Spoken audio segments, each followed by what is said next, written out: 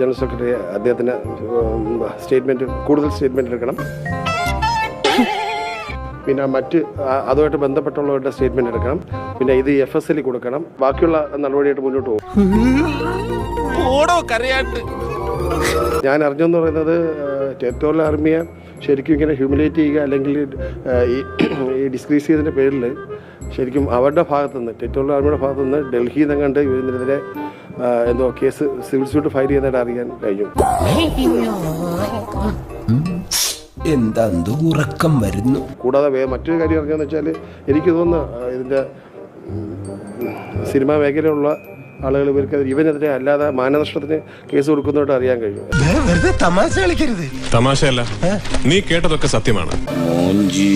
എന്തായാലും 4 വഴിയിലൂടെ ചെകുത്താനുള്ള പണി വരുന്നുണ്ടെന്നാണ് തോന്നുന്നത്. എനിക്ക് എന്തിന്റെ കേടായിരുന്നു സ്വയം വരുത്തിയ